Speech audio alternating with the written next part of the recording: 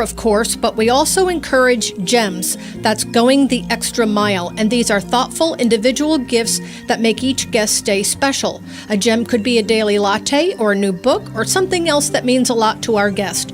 To find out more about the Palm Garden Way, take a tour, located on the corner of 27th Avenue and 34th Street in Ocala. Ocala's information station, 1370 WOCA. Ocala.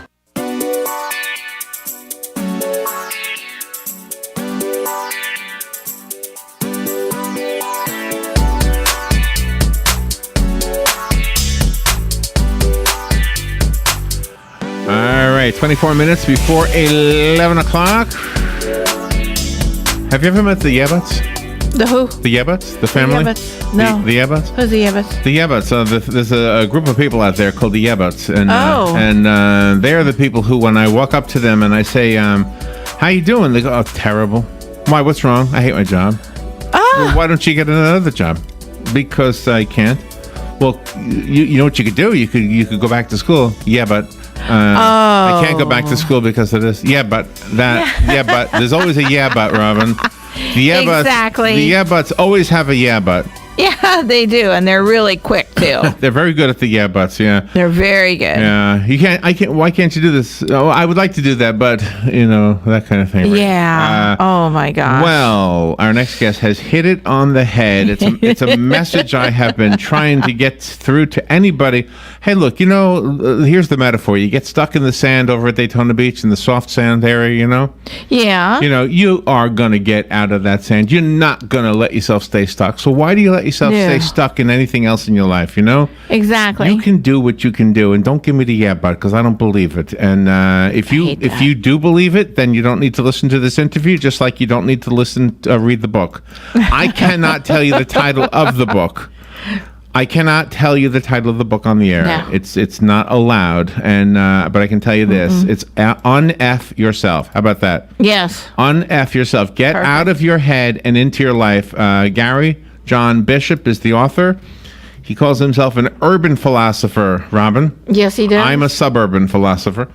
He's one of the leading personal development experts in the country, and he has coached athletes and Fortune 500 company executives, and he's going to help you with his philosophy in his book, which I can't pronounce on the air, but it is on F yourself. Good morning, Gary John Bishop. Good morning, Gary. How are you? Good morning. Thank you for having me on your show. You're welcome. Where are you? Where are you calling from? I'm actually in Orlando, believe it or not, even though this isn't quite an Orlando accent. That is where I live. What do you mean? Nice. Where's your accent from? Where do you come from? Well, I'm originally from Scotland, but I've been here for 20-something years, so I've got this hybrid kind of Sean Connery and Tammy Wynette accent now. Sean Connery, Tammy Wynette. How did you... And so do you live in Orlando now? Yeah, I've lived here for 23 years now. Oh, okay. And do you like bagpipe music? Do you listen to that stuff? I mean, it's a little kitschy, It's kind of like every American's a country and western fan. It's not really true. That's funny. That's funny. I love your philosophy, by the way. Have you always been this way? Have you always said to yourself, I don't care, I'm going to get out of this mess no matter what? Well, I mean, I think at some level, I think I have had, right, obviously, to accomplish what I've accomplished in life. But in the last 10 years, I mean, I'm someone who's done a lot of work on personal growth and personal development, personal expansion. I hate the word self-help. I think it's horrible. But I definitely worked on, how to expand my capacity or my effectiveness. And so it's been this growing and ultimately, continually revealing view of life, I guess, that I've put into the book. So help me understand why you don't like the expression self-help. If you don't help yourself, who's going to help you? Yeah, well, it starts with the notion that you need help, which I'm just not a fan of. I don't think you need help. I think you need to wake up. Okay. And I don't mean wake up like kind of motivation. I mean, you need to first realize that, where you're at in life and understand where you're at in life. And that includes beginning to understand why you are who you are and where you're at. But that goes beyond how you would already explain that to somebody. So you set this conversation up beautifully. If I was to ask someone, well, why are you at this place in life? they would tell me why, but that explanation doesn't unshackle them. It's just kind of like how they've explained it to themselves. So in the book, actually, what I do is I start to take it a little deeper. Like, here's what human beings do. Here's why they do what they do, and you're not any different from any other human being. But again, knowing why makes no difference. So I actually give you the second step in the book is, here's how you're going to do it. Here's how you are going to go back to college, write a book, get married, get divorced, get whatever your thing is. Is there anything? Here's how you can do it. Is there any legitimate thing that stands in our way? Is there anything legitimate? Or you're crippled by your own personal internal dialogue. That's it. Most people don't. That's it. At the core of every human being is some or other self-deprecating conversation. So it might be, I'm not loved enough, I'm not known enough, I'm not appreciated, I'm not smart enough. But at the core of every human being, there is some version of that going on with us. Usually you can't hear it. You're just too busy. Do you know? Organize your life around it. I was driving down the road one time, and I noticed in my rearview mirror, in my back window, on the inside of the window, was a dragonfly, because I live in Florida too. So in the back window was a dragonfly trying to get out through the back window, which does not open up. So I opened up the two windows in the passenger side, whatever. Yeah. But, okay, and the thing didn't know that they were open. And I said to the thing, "Hey, dragonfly, if you just fly out the other windows, they're open. That one doesn't open." And That's right. And he died back there. I said to him, "You stupid dragonfly, you stupid! You could have flown out. I gave you away." Right. I mean, people don't live like they have self-limiting beliefs. No one's saying to themselves, "Oh yeah, I got self-limiting beliefs about my career. That's why I'm stuck." No, people will actually tell you, "Well, I can't because X, X, X, X, X." People are only, and I'll use a job as an example. People are actually only in a job that they think they can do. They were already predetermined before they even applied for it. Oh, absolutely. They already thought, this is something I can't. So that means all the other stuff that they thought they can't do, that's right, they're not doing that. That's right. And that includes relationships and finances in their body and every other area of life. That's right. And sometimes people just are complacent about things. They, like you said, they graduate from school, they get a job, they get married, they have children. Now their mission is to provide for the wife and the child. Right. But they don't even think that they deserve to grow. Well, look, no, I got a 12-year-old son, I got a 5-year-old son, I got a 3-year-old son. My 12-year-old he's currently not saying, "Oh yeah, when I grow up, I'm going to get divorced, I'm going to lose 3 jobs, and I'm going to buy a house that I can't afford and drive a car that I can barely keep on the road. That's what I'm going to do in my life." And But at some point, a lot of human beings end up in that place, and then they're asking themselves, "Well, how the hell did I get here?" And so what I've really written that book for those people. I've written this book for people to get, look, you can make change, and you can make real change, and you can make definitive change, and you can, and I really want your listeners to get this. If you're sitting in the kitchen listening to this, or you're driving your car listening to this, and you're heading into another humdrum day, kind of like business as usual life, there needs to be some kind of interruption, and that's why the book has the title that it has, and it has the content that it has, because it requires an interruption on your part. You need to intervene with yourself. And that's why that one chapter is very important. Life is a dance and not a march.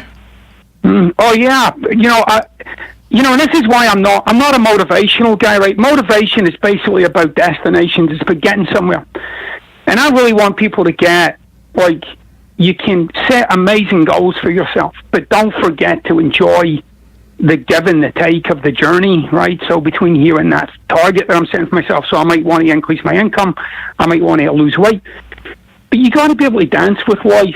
You got to really, like, come and go with it. Someone once said to me, life is more like a kind of free-form jazz, right? You're just kind of like a little bit of this, a little bit of that. And people don't want it to be like that. They want it to be more recognizable. They want it to be a little more settled, a little more knowable. Right. And that can be a problem, because our desire for things to be like settled or certain also includes what we're inviting into our lives as kind of being stagnant.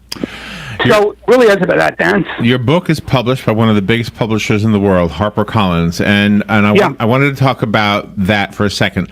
I can't tell you how many authors we speak to who say, I've got a book in me, but no publisher will handle it because, or but, but thing. Yeah, but no. I'm guessing that a guy like you, even if you didn't have HarperCollins, this book would still be in my hands. You would have figured out some way to make this book happen. Well, I did. HarperCollins only picked it up after I self-published it. That's what I thought. And sold 30,000 copies. Wow. So, and I sold 30,000 copies of that book. And look, I'm not a wealthy guy. I'm not like throwing dollars at advertising. I mean, I basically came to the conclusion that, and I'm committed to making a difference in people's lives, like a real difference. I mean, that's my passion. That subject brings me to tears. I want to make a difference in the quality of people's lives and wake them up and have them they can do miraculous things in their lives. I think so, yeah. And so, and I gave that book. I wrote the book that I wanted to read. That was my intention. And every time I turned a page, I was like, "Oh, that's good. Oh, this is good." And I'm not being arrogant. I just knew that it could make a difference for people. And so I just put it out on a little bit on social media, and the social media started to grow. And it went from, this was tail end of last year, in the space of about 4 months, we sold 20,000 copies.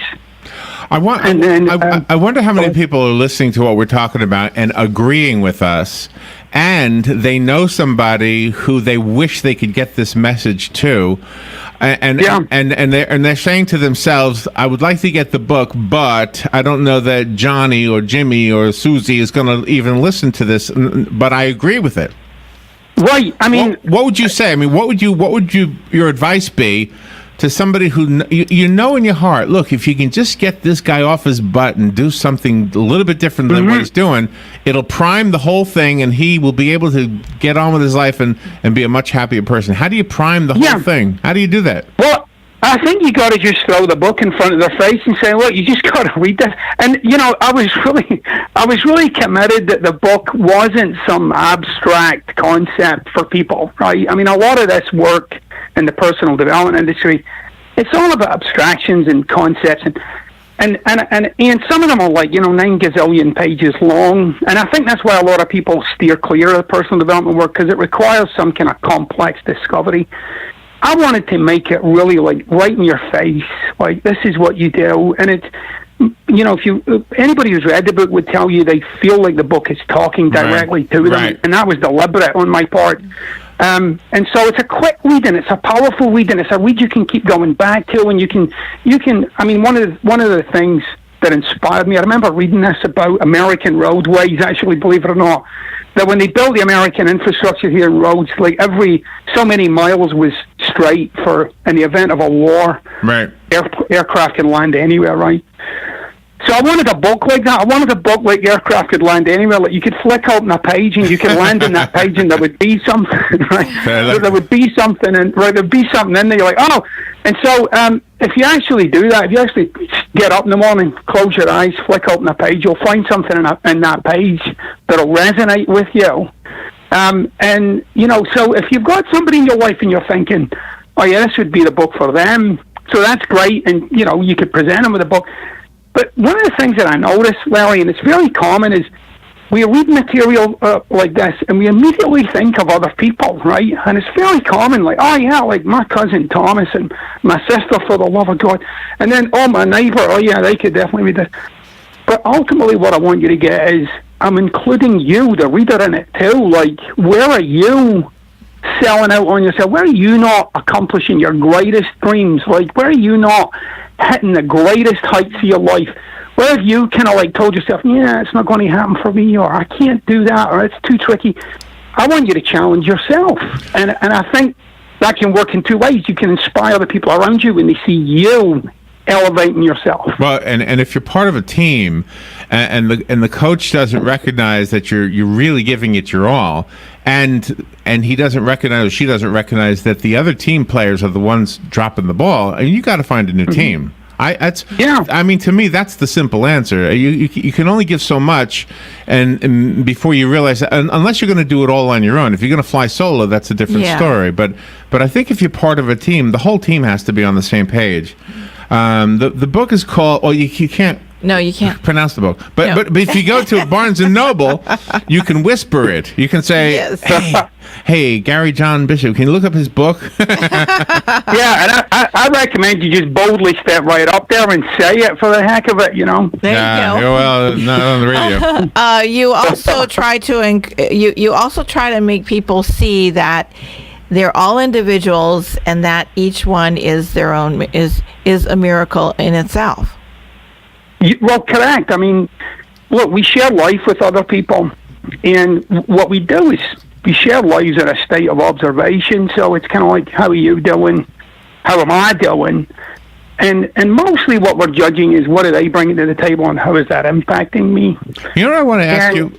Philosophical. This is a philosophical question. Are you a father? Yeah. First of all, you're a father, right? You said you. Yeah, I am. Yeah, I'm a Oh, dad. that's right. That's right. You told me. 5 and 12. Oh, I'm sorry. Yes, you Yeah. did. Okay. So when children are very, very little, I mean, we have a tendency to want to spoil them, to shower them with stuff. But I think what you're basically saying here is that if we want those children to get the importance of getting off our own butts and doing it ourselves, then sometimes we have to hold back a little bit. Am I on the right path here as far as... Well, you're kind of in the ballpark. I mean, there's only one thing I won't provide my children with, and I'm not going to get on the hook for.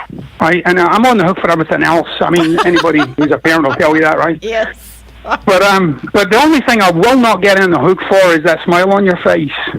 Okay, so I'm not on the hook for that. I'm not here to make you happy. I'm not. That's actually your job. And so I raise my children with that. You know, I mean, I'm a very generous father. I'm a very loving dad. It's, you know, lots of, and there's a set of rules to living in this house.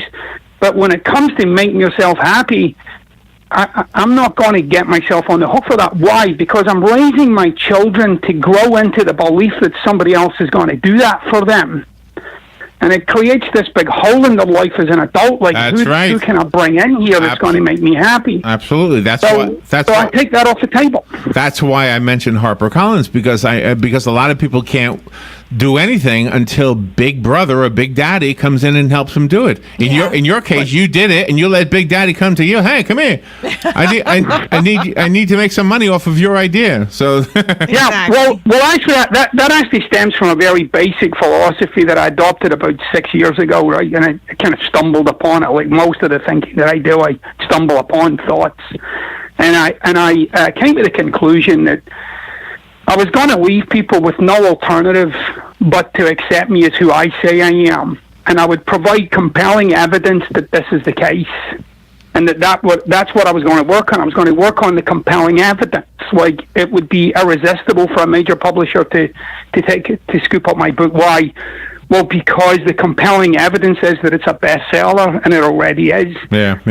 But in my view is that wasn't their choice to make about picking the book up or not. They had no choice in the matter. They had to do it because it was so compelling. And that's basically my philosophy in life. Tell me a story of yourself where you were challenged to something that looked unsurmountable, but you were able to defeat it anyway, or able to. Oh, I mean, I've got a litany of them. You know, I mean, if I look at some of the jobs that I've had in life, but you know, I got really interested in the field of personal development about a dozen years ago. And I saw people facilitate some of these events, and I thought, wow, that's an amazing job to do. And I saw that there was a couple of companies who trained people to do it, and it was really unbelievably challenging. All the people that did it were doctors and lawyers, and, you know, they were all just like really highly educated, highly sophisticated. I'm a high school graduate, right? That's it. That's all I've got. And this accent. But I was up against this really like intensive training, and would they even accept me? I mean, I'm not of the caliber of academia of some of these other people, and it usually the kind of training program is like 7 years long. Yeah, right. So I just declared to myself, I'm going to do this, and I'm going to do it in 2 years. Well, it's just. And I told Yeah.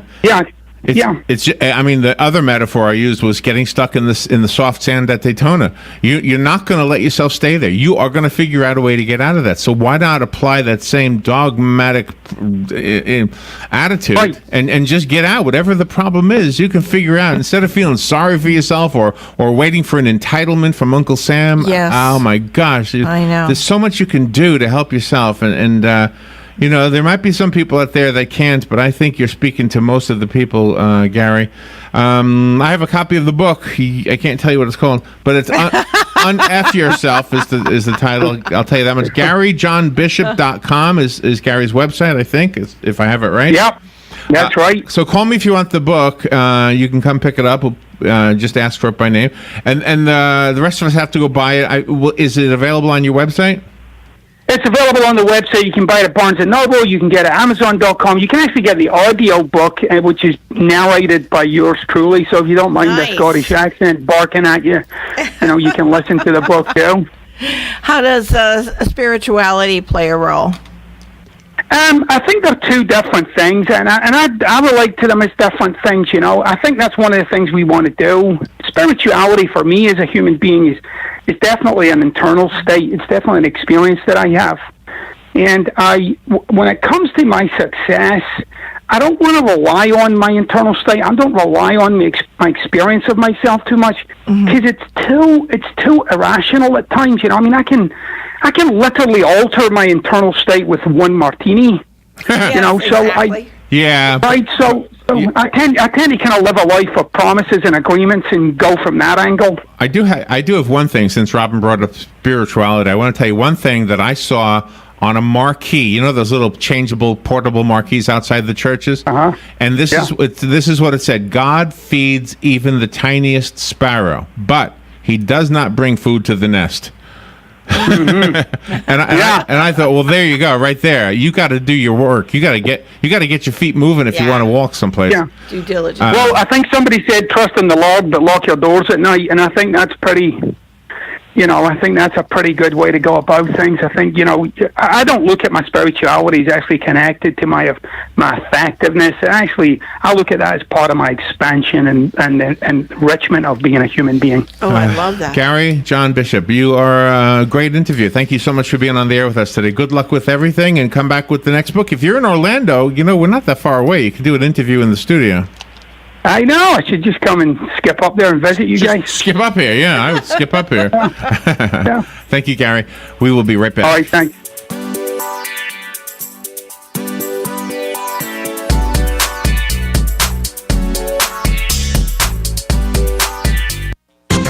The weather is brought to you by myfwc.com. Safe boating is no accident on this Thursday. Times of clouds and sun with a thunderstorm in spots this afternoon. The high 88 to 92. Patchy clouds Thursday night, low 73 to 77. Intervals of clouds and sun on Friday with a shower or thunderstorm around, mainly in the afternoon across the interior, high 89 to 93. For Saturday, partly sunny, a morning shower or two, then an afternoon thunderstorm, a high of 88 to 92. From the Florida Weather Center, meteorologist Joe Lundberg. Pay your taxes, eat your vegetables, watch your weight, mow the lawn, clean the house. We all have stuff we don't want to do. Isn't it about time you did something you wanted to do? Like getting your pilot's license? At Ocala Aviation, they make it fun and easy, and you can start by taking one of their Discovery flights. For only $99, you get to go up in the airplane with an FAA-certified flight instructor and actually fly the plane yourself. It's a perfect way to see if flying is for you. And once you get that ultimate feeling of freedom, Ocala Aviation can train you to get your pilot's license. Ocala Aviation also offers commercial flight training for those looking to make a career change and enter the world of commercial aviation. Ocala Aviation is conveniently located at the Ocala International Airport. So if you're ready to start your adventure, stop by or give them a call today. 861-7484. That's 861-7484. You'll be glad you did. I know I am. Ocala Aviation. Call today, 861-7484. Broadcasting from the Paddock Mall Studios, this is WOCA, Ocala, Gainesville, The Villages, 1370 AM, 96.3 FM, The Source.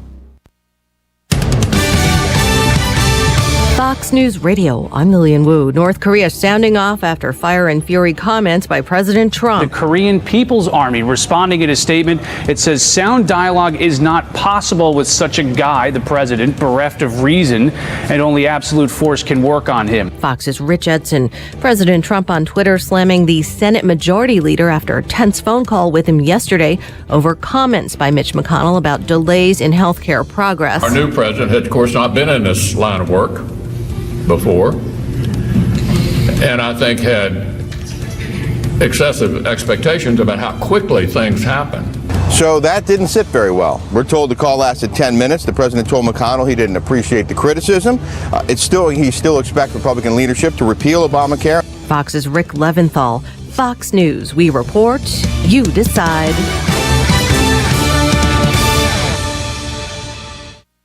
The Ford Summer Sales Event is in full swing.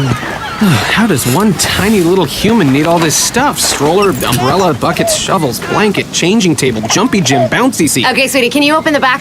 Sure, I'm not holding anything with my foot. Hands-free foot-activated liftgate, optional on the 2017 Ford Escape, lets you load up without putting anything down. Wait, isn't the jumpy gym and a bouncy seat the same thing? Totally different. Take on summer right with Ford, America's best-selling brand, during the Ford Summer Sales Event. Hurry and get our hottest offers like 0% APR financing for 72 months on select Ford Fusion, Escape, Edge, and Explorer models. Plus, get an additional $1,000 on top of your trade-in. Offer ends